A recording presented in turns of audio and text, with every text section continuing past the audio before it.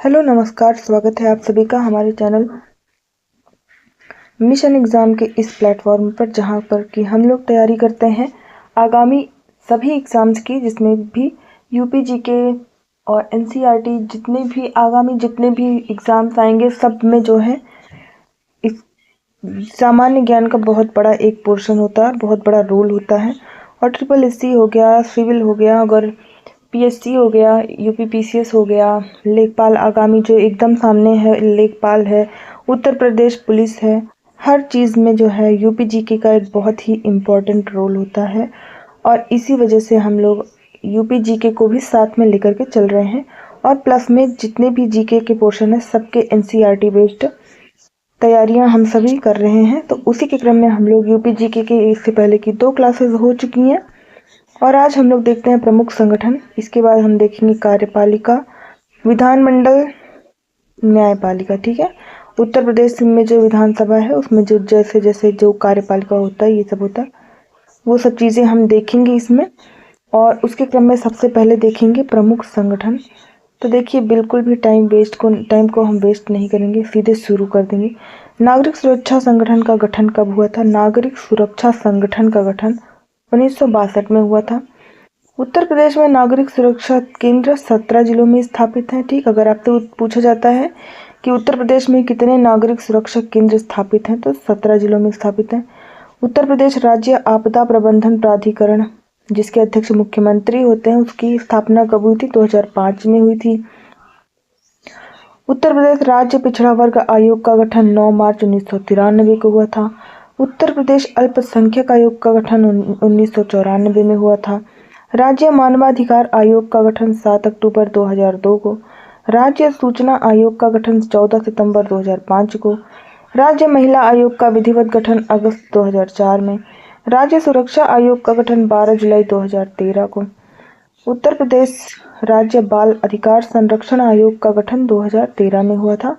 NRI विभाग का गठन 18 जुलाई 2014 को हुआ था। Uttar Pradesh migrant resource centre का गठन लखनऊ में हुआ था। ठीक है, आई होप कि मैंने बहुत जल्दबाजी नहीं की है, बट हमें जो है थोड़ा सा जल्दी चलना पड़ेगा, क्योंकि हमें जल्द से जल्द इस पोर्शन को ख़त्म करना है। एक बार जो है हम सभी चीज़ों को लेखपाल की परीक्षा के पहले सब खत्म करेंगे। उसके बाद लेखपाल परीक्षा के बाद हम सभी चीज़ों को फिर से शुरू करेंगे उत्तर प्रदेश पुलिस के संदर्भ में, और आगामी आरओ के संदर्भ में वृहद रूप से, एकदम विस्तृत रूप से। ठीक है, उसको हम लोग शुरू करेंगे एकदम यूपी पीसीएस की बुक से। आइए देखते हैं आगे। केंद्र की तरह ही उत्तर प्रदेश में भी शासन प्रशासन की संसदात्मक प्रणाली लागू है। तो केंद्र की तरह ही उत्तर प्रदेश में भी शासन प्रशासन की संसदात्मक प्रणाली लागू है, जिसके 3 अंग हैं। जैसे कि हमें पता है, जैसे कि हम अपने पॉलिटी के जो है क्लासेस में पढ़ते हैं कि केंद्र में संसदात्मक प्रणाली लागू है। और संसदीय व्यवस्था कहाँ से ली गई है? तो ब्रिटिश के संविधान से ली गई है, ब्रिटेन के संविधान से। और उसी प्रकार से उत्तर प्रदेश में भी संसदात्मक प्रणाली लागू की गई है। तो पहली होती है कार्यपालिका, जो कि राज्यपाल, मंत्रिपरिषद, सचिवालय, निदेशालय और महाधिवक्ता आदि होते हैं, जिसमें कार्यपालिका में। दूसरा आता है विधानमंडल, इसमें राज्यपाल होता है, विधानसभा तथा विधान परिषद आता है। और तीसरा होता है न्यायालय। ठीक है, तो ये उत्तर प्रदेश की 3 प्रमुख अंग हैं कि उत्तर प्रदेश के प्रशासन में: कार्यपालिका, विधानमंडल और न्यायालय। और उसी के क्रम में सबसे पहले देखेंगे हम लोग कार्यपालिका को। कार्यपालिका में देखेंगे सबसे पहले, देखो यहाँ पे राज्यपाल है, तो राज्यपाल आता है। केंद्र के राष्ट्रपति की तरह, जिस प्रकार केंद्र में राष्ट्रपति होता है, उसी तरह उत्तर प्रदेश में एक राज्य अध्यक्ष की व्यवस्था है, जिसे राज्यपाल या गवर्नर के नाम से जाना जाता है। राज्यपाल बहुत महत्वपूर्ण होता है। राज्यपाल राज्य सरकार शब्द का बोध कराता है, और राज्य की कार्यपालिका शक्ति इसी में निहित होती है। और ऐसा अगर पूछे किस अनुच्छेद में है, राज्य की कार्यपालिका शक्ति राज्यपाल में निहित होती है। ये है, इस ऐसा प्रावधान है अनुच्छेद 154 में। राज्य की कार्यपालिका शक्ति राज्यपाल में निहित होती है, अनुच्छेद 154 में प्रावधानित किया गया है। दूसरा बिंदु है राज्यपाल राज्य का संवैधानिक प्रमुख और विवेकाधीन शक्तियों का प्रयोग करते समय वास्तविक प्रमुख होता है। राज्यपाल राज्य के विश्वविद्यालयों का कुलाधिपति होता है। ये बहुत ही इंपॉर्टेंट है, कि राज्य, देखिए जहाँ जहाँ पर है राज्यपाल राज्य के विश्वविद्यालय, अगर पूछा जाता है कि राज्य के विश्वविद्यालयों का कुलाधिपति कौन होता है तो राज्यपाल होता है। ये बहुत ही इम्पोर्टेंट लाइन है। और राज्य का प्रथम नागरिक होता है, जैसे कि राष्ट्रपति देश का प्रथम नागरिक होता है, वैसे ही राज्यपाल उत्तर प्रदेश का या किसी भी राज्य का प्रथम नागरिक होता है। राज्यपाल की नियुक्ति 5 वर्ष के लिए की जाती है और किसके द्वारा की जाती है तो राष्ट्रपति के द्वारा की जाती है। ठीक है, किसी भी देश, किसी भी राज्य के राज्यपाल की नियुक्ति राष्ट्रपति द्वारा की जाती है, ना कि मुख्यमंत्री द्वारा, और वह उसी के प्रसाद पर्यंत अर्थात उसी की अनुमति के बाद या फिर संतुष्टि के द्वारा या इच्छा के साथ पद धारण करता है। राष्ट्रपति जब चाहे उसे पद से हटा भी सकता है, ऐसा अनुच्छेद 156(1) में प्रावधानित किया गया है। ठीक है, राज्यपाल की नियुक्ति भी राज्यपाल ही राष्ट्रपति करता है और जब चाहे तो उसे हटा भी सकता है। अब आते हैं राज्य के महाधिवक्ता, लोक आयुक्त आदि पदों पर नियुक्तियां किसके द्वारा की जाती है? राज्यपाल द्वारा की जाती है। ये सब एक एक लाइन बहुत ही इम्पोर्टेंट है, आप सभी ध्यानपूर्वक पढ़िएगा। अब आते हैं मंत्रिपरिषद। अनुच्छेद 164 के अनुसार राज्यपाल सर्वप्रथम मुख्यमंत्री की नियुक्ति करता है। अगर पूछा जाए कि किसी भी राज्य के मुख्यमंत्री की नियुक्ति कौन करता है तो वो राज्यपाल करता है और उसकी सलाह से अन्य मंत्रियों की नियुक्ति करता है। ठीक है, एवं अनुसूची 3 के अनुरूप पद एवं गोपनीयता की शपथ दिलाता है। पद और गोपनीयता की शपथ अनुसूची 3 में ही है, शपथ दिलाने वाला कार्यक्रम। मंत्री पद पर नियुक्त होने के लिए दोनों सदनों में से किसी एक सदन का सदस्य होना आवश्यक है। ऐसा नहीं है तो 6 माह के भीतर, ये तो सभी को पता है, बहुत इंपॉर्टेंट ये नहीं है, लेकिन ऊपर के जो वो थे वो बहुत ही ज़्यादा इंपॉर्टेंट थे। राज्य मंत्रिपरिषद ही राज्य में वास्तविक कार्यपालिका का कार्य करती है।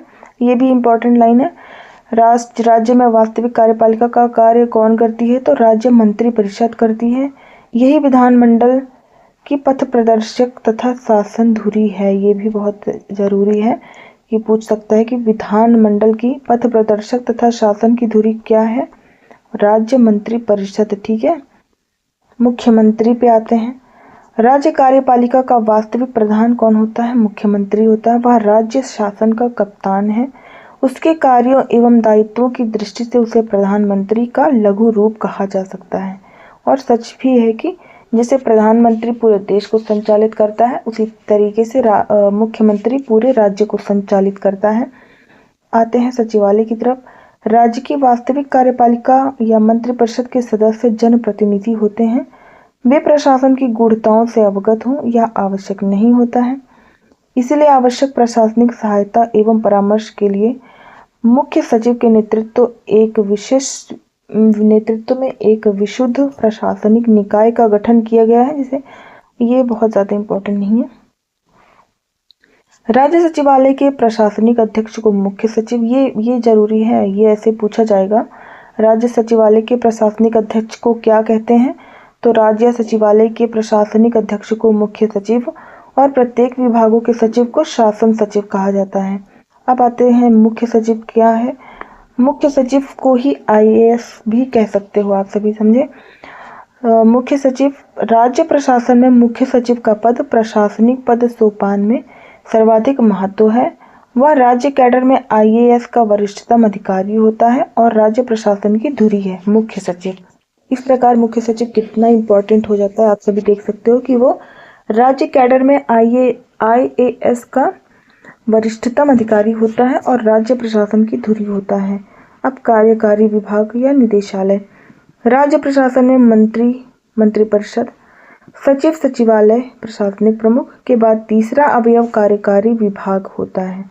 कार्यकारी विभाग कौन सा है? तीसरा अवयव होता है। ठीक है, ऊपर के दोनों अवयवों का संबंध नीति निर्माण से है, जबकि कार्यकारी विभाग का क्रियान्वयन के लिए प्राथमिक रूप से जिम्मेदार संस्था है। मंडल, जिला, तहसील एवं ब्लॉक प्रशासन। राज्य के विभिन्न विभागों की कार्यात्मक इकाइयां नीचे तक फैली हैं। आइए महाधिवक्ता के बारे में देखते हैं। राज्य में महाधिवक्ता की नियुक्ति, ये सब बहुत जरूरी है, ये एकदम पूछे जाएंगे। महाधिवक्ता की नियुक्ति कौन करता है तो राज्यपाल करता है, जिसकी अवधि नियत नहीं होती है और उसी के प्रसाद पर्यंत महाधिवक्ता अपना पद धारण करता है। इस पद पर नियुक्त होने के लिए आवश्यक है कि वह भारत का नागरिक हो, 10 वर्ष से अधिक समय से न्यायिक कार्य से जुड़ा हो और कम से कम 10 वर्ष से उच्च न्यायालय में अधिवक्ता का कार्य किया हो। ठीक है। वह विधि विषयों पर राज्यपाल को सलाह देता है एवं राज्यपाल द्वारा सौंपे गए विधि संबंधी कार्यों का संपादन करता है। वह सदनों की बैठकों में भाग ले सकता है, बोल सकता है, लेकिन मतदान नहीं कर सकता है। आते हैं विधानमंडल की तरफ।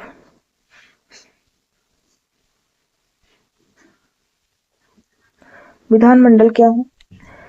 राज्य में विधि निर्माण के लिए विधानमंडल की व्यवस्था की जाती है, जिसके 3 अंग हैं: राज्यपाल, विधानसभा और विधान परिषद। ठीक है। इसमें सिर्फ इतना इम्पोर्टेंट है कि विधानमंडल के 3 अंग हैं: राज्यपाल, विधानसभा और विधान परिषद।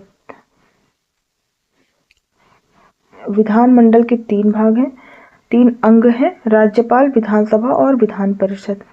राज्यपाल के बारे में जानते हैं।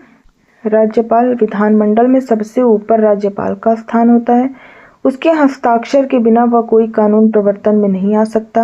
राज्यपाल सदनों के अधिवेशन आहूत करता, सत्रावसान करता, विधानसभा का विघटन करता, दोनों सदनों में अभिभाषण करता है, निम्न सदन में बजट रखवाता है, साक्ष्यों की निरर्हताओं का विनिश्चय करता है, अर्थात साक्ष्य अर्हता रखते हैं, मतलब कोई भी साक्ष्य जो है एलिजिबल है या नहीं, इसका निश्चय करता है, वो निर्णय करता है, विधेयकों को राष्ट्रपति के पास भेजने के लिए आरक्षित रखता है और विशेष परिस्थितियों में जब सदन सत्र में ना हो तो अध्यादेश जारी करता है। ये सभी राज्यपाल के विधायी कार्य हैं। पूछा जाता है कथन कारण में भी कि राज्यपाल के विधायी कार्यों में कौन कौन से शामिल हैं, कौन कौन से नहीं हैं, तो ये सभी इतना इम्पोर्टेंट हो जाता है हम सभी के लिए। विधान परिषद के बारे में देखेंगे। ठीक है। उच्च सदन के रूप में उत्तर प्रदेश राज्य विधान परिषद का गठन 1937 में किया गया। विधान परिषद उत्तर प्रदेश विधान परिषद का गठन कब किया गया? 1937 में। और पूछा जाए कि ये निम्न सदन है या उच्च सदन है, तो ये उच्च सदन है और इसका स्थापना 1937 में की गई।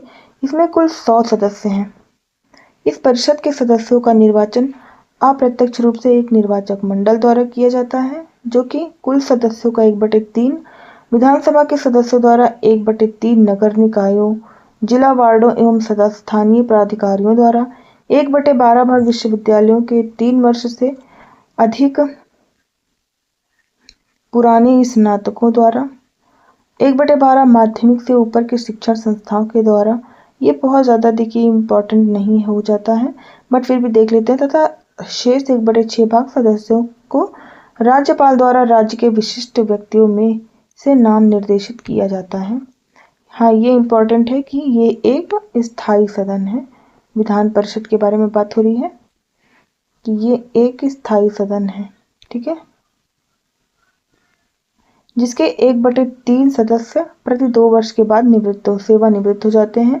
ये बिल्कुल इम्पोर्टेंट है और प्रत्येक सदस्य का कार्यकाल 6 वर्ष होता है। जैसे कि ये विधान परिषद है, ये राज्यसभा, जैसे कि हमने पढ़ा था पॉलिटी में कि राज्यसभा के सदस्य जो है कार्यकाल 6 वर्ष का होता था, लेकिन वो उसके जो है 2 वर्ष में वो लोग उनके भी कुछ सदस्य जो हैं सेवानिवृत्त हो जाते थे।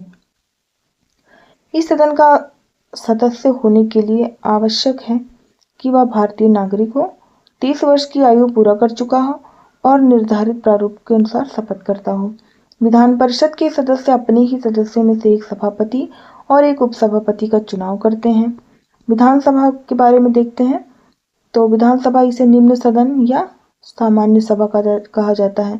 तो विधान परिषद को उच्च सदन कहते हैं और विधानसभा को निम्न सदन या सामान्य सभा कहा जाता है। भारतीय संविधान के अनुच्छेद 170 के अनुसार विधानसभाओं में 60 से कम और 500 से अधिक सदस्य नहीं हो सकते। वर्तमान में प्रदेश की विधानसभा में सदस्यों की कुल संख्या 403 है। ये सदस्य राज्य विधानसभा क्षेत्रों के वयस्क मताधिकार से प्रत्यक्ष रूप से चुने जाते हैं। ठीक है।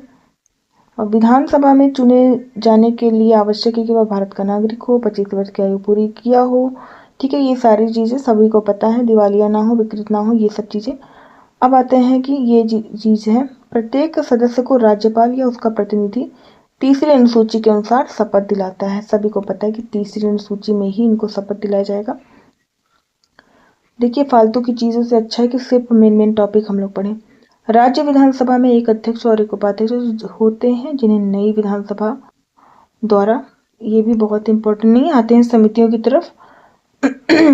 सदनों के पास इतना समय और सुविधाएं नहीं होती कि वह प्रत्येक मामले पर गहनता से विचार करें, अथवा कुछ समितियां भी बनाई जाती हैं कि वो प्रत्येक मामलों पर सघनता से और गहनता से विचार करने के लिए ही समितियों का निर्माण किया जाता है। अब आते हैं, देखते हैं नेता विरोधी दल। राज्य विधानसभा में द्वितीय सबसे बड़ी पार्टी है नेता विरोधी दल, जो कि सरकार में सम्मिलित ना हो कि नेता को विरोधी दल नेता के रूप में मान्यता देते हुए राज्य के कैबिनेट स्तर के मंत्री के समान सुविधाएं प्रदान की गई हैं।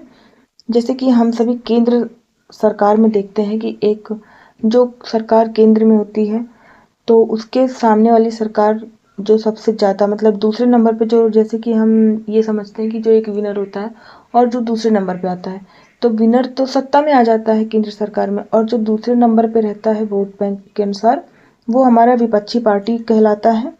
और जस्ट उसी की तरह यहाँ उत्तर प्रदेश राज्य में भी है कि द्वितीय सबसे बड़ी पार्टी को नेता विरोधी दल कहा गया है। वहाँ पे केंद्र सरकार में विपक्षी पार्टी कहा जाता है, विपक्ष का नेता कहा जाता है, और यहाँ पे नेता विरोधी दल कहा जाता है। ठीक है, और बाकी सेम प्रावधान है दोनों के लिए।